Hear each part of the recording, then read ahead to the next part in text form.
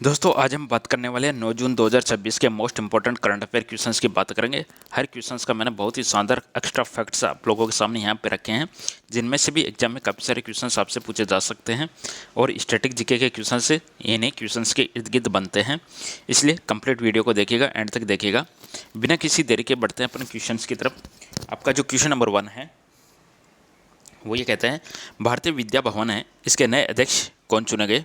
तो इस क्वेश्चन का आपका जो सही जवाब बनेगा ऑप्शन नंबर बी के साथ में बनवारी लाल पुरोहित है, वह भारतीय विद्या भवन है, इसके नए अध्यक्ष चुने गए हैं। अब हम बात करेंगे विद्या भवन के बारे में, थोड़ा सा देखने वाले हैं। सबसे पहले हम यहाँ पे देख सकते हो 7 जून 2026 को बनवारी लाल पुरोहित है, इसको सर्वसम्मति से भारतीय विद्या भवन का नया अध्यक्ष चुना गया है। अब एक्स्ट्रा फैक्ट्स की हम बात करेंगे दोस्तों, एग्जाम के दृष्टिकोण से जो इंपॉर्टेंट है। एक्स्ट्रा फैक्ट्स आपके, भारतीय विद्या भवन है, इसकी स्थापना 1938 में हुई है, यानी आज़ादी से पहले भी 1947 से पहले ही इसकी स्थापना हो चुकी है। आज़ाद होता है देश 1947 में और इसकी स्थापना हो जाती है 1938 के अंदर। नेक्स्ट हम बात करेंगे, इसके संस्थापक है वह कन्हैयालाल माणिकलाल मुंशी है, KM मुंशी है। इसके हेडक्वार्टर की हम बात करेंगे, महाराष्ट्र के मुंबई में है। यह शिक्षा, संस्कृति और भारतीय मूल्य के प्रचार हेतु कार्य करता है। KM मुंशी संविधान सभा के सदस्य थे। ओके, अब हम बात करते हैं आगे। नेक्स्ट क्वेश्चन नंबर 2 की, BRICS disaster risk reduction working group है। BRICS disaster risk reduction working group है, इसकी बैठक में किस राज्य के आपदा प्रबंधन मॉडल को मान्यता मिली? कौन सा राज्य था उसके आपदा प्रबंधन है उसके मॉडल को मान्यता मिली? BRICS disaster risk reduction working group है, तो आंसर बनेगा इसका आपदा, ये उत्तराखंड है। उत्तराखंड राज्य है, उसका जो भी डिजास्टर रिस्क रिडक्शन मैनेजमेंट था, यानी आपदा प्रबंधन मॉडल था, किस तरीके से आपदा आती है उसको कितने अच्छी तरीके से प्रबंध किया गया, मैनेज किया गया आपदा को, तो ये जो उत्तराखंड का मॉडल है इसको ब्रिक्स तक लेके गए हैं। और ब्रिक्स का जो पूरा नाम है Brazil, Russia, India, China, south Africa, इसका पूरा नाम है। अब हम थोड़ा सा ब्रिक्स के बारे में देख लेते हैं। देखिएगा, ब्रिक्स का जो पूरा नाम है दोस्तों Brazil, Russia, India, China, south Africa, यानी ये सब इसके सदस्य हैं। उत्तराखंड की राजधानी देहरादून है शीतकालीन में, और ग्रीष्मकालीन के अंदर गैरसैंण इसकी राजधानी रहती है। उत्तराखंड है दोस्तों, इसको देवभूमि भी कहा जाता है। जो अपना जो नेशनल है, इंडिया का है, नेशनल डिजास्टर मैनेजमेंट एसोसिएशन है, जो राष्ट्रीय आपदा प्रबंधन प्राधिकरण है इंडिया का, इसकी स्थापना होती है 2005 के अंदर होती है। इंपॉर्टेंट क्वेश्चन है। इसका जो अध्यक्ष होता है भारत के प्रधानमंत्री होते हैं। चलिए अब हम बात करते हैं नेक्स्ट क्वेश्चन पे। नेक्स्ट क्वेश्चन कहता है कि बोन क्लाइमेट कॉन्फ्रेंस SB64 में अनुकूलन वित्त के लिए कितनी राशि की मांग की गई? देखिएगा, सबसे पहले आपको पता होना चाहिए SB64 क्या है। तो देखिए, बोन क्लाइमेट कॉन्फ्रेंस में एडप्शन फाइनेंस के लिए कितने राशि की मांग की गई है, डिमांड पूछा गया यहाँ पे। तो 120 बिलियन डॉलर यानी 120 अरब डॉलर की डिमांड की गई है। अब सबसे पहले हम बात करेंगे बोन क्या है। बोन एक शहर है, सिटी है, जर्मनी में स्थित है। तो बोन पे आधारित एक जलवायु सम्मेलन है SB64 में।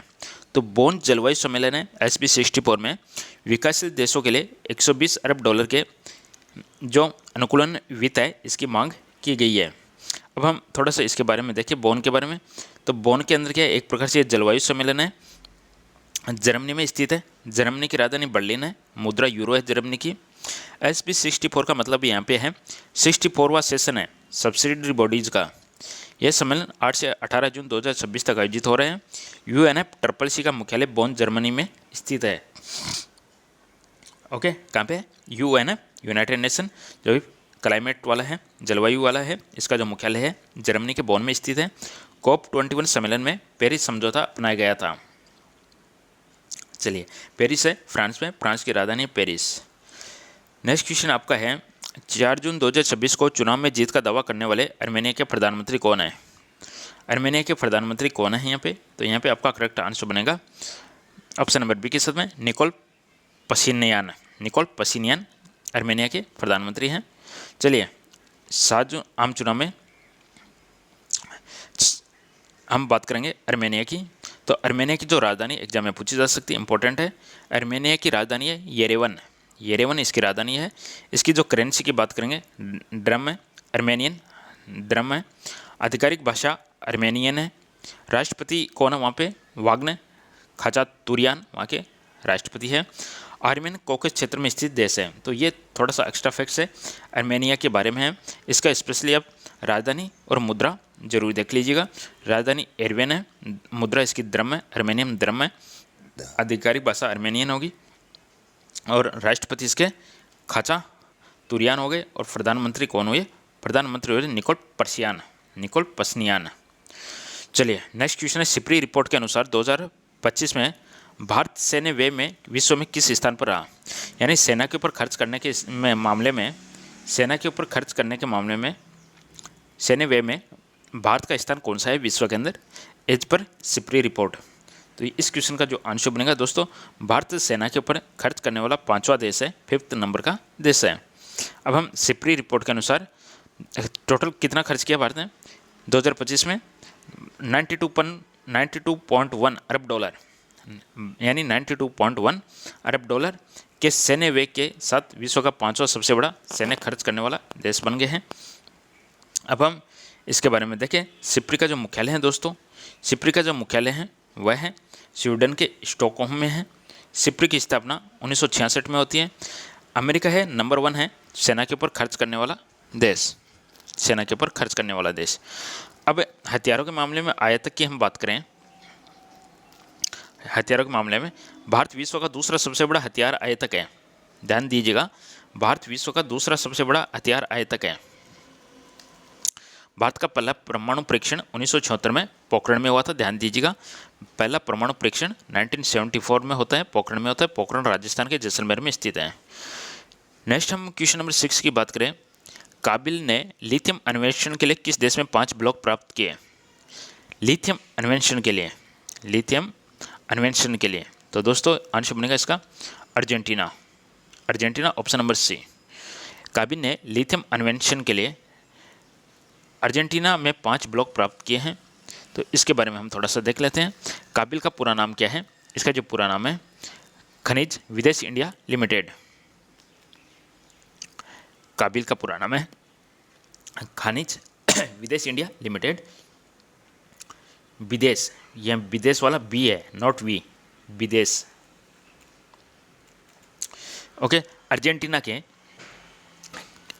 के कैंटामार्का प्रांत में ब्राइन लिथियम के गहन अन्वेषण हेतु 5 महत्वपूर्ण खनिज ब्लॉक प्राप्त किए हैं। काबिल का जो पूरा नाम है खनिज विदेश इंडिया लिमिटेड है, खनिज विदेश इंडिया लिमिटेड है। काबिल की स्थापना सन 2019 में हुई है।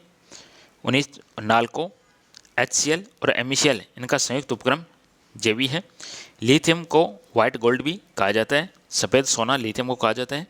लिथियम का उपयोग EV बैटरी और ऊर्जा भंडारण में होता है। अब हम बात कर लेते हैं क्वेश्चन नंबर 7 की।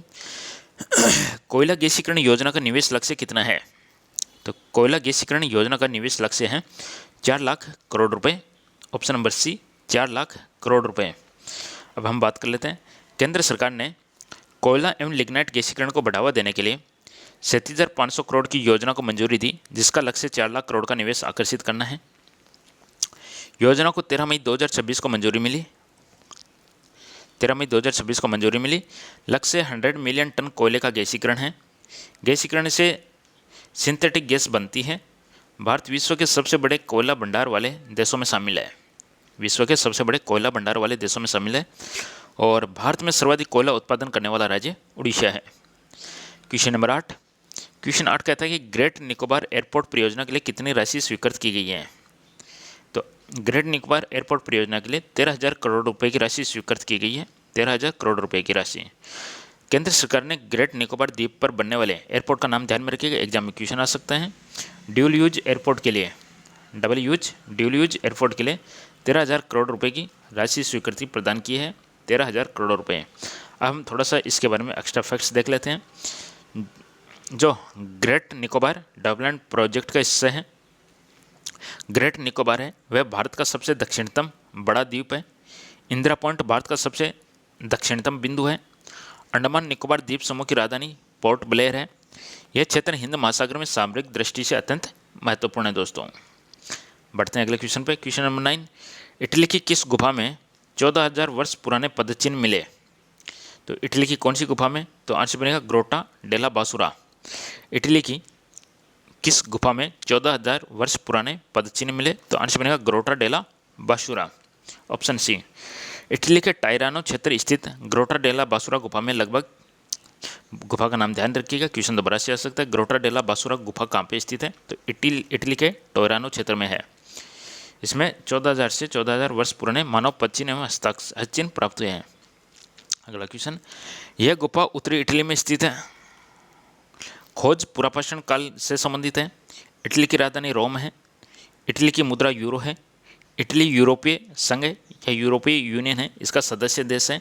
कमेंट करके मुझे बताइएगा इटली की प्राइम मिनिस्टर कौन है। और जिसको भी नहीं पता, इसका मतलब उसको अपने करंट की जानकारी बिल्कुल जीरो है। यदि वो कोई नहीं बताता तो मुझे करंट कर जरूर बताइएगा इटली के प्राइम मिनिस्टर कौन है। कमेंट करके बताइएगा किस किस को पता है। चलिए नेक्स्ट क्वेश्चन है, चीन में खोजे गए नए ग्लाइडिंग डायनासोर का नाम क्या है? चीन में खोजे गए नए ग्लाइडिंग डायनासोर का नाम क्या है दोस्तों? यहाँ पे आंसर बनेगा जियान चांगमेंसिस। जियान चांगमेंसिस। चीन में 12 करोड़ वर्ष पुराने एक पंखदार ग्लाइडिंग डायनासोर की खोज की गई है। अब हम बात कर लेते हैं थोड़ा सा एक्स्ट्रा फैक्ट्स की। यह जो अध्ययन किस में प्रकाशित हुआ है? यह अध्ययन प्रकाशित हुआ है एनल्स ऑफ कार्नेज म्यूजियम में। जीवाश्म की आयु लगभग 120 मिलियन वर्ष है। ये पंख वाला डायनासोर है। चीन डायनासोर जीवाश्मों की खोज के लिए प्रसिद्ध है।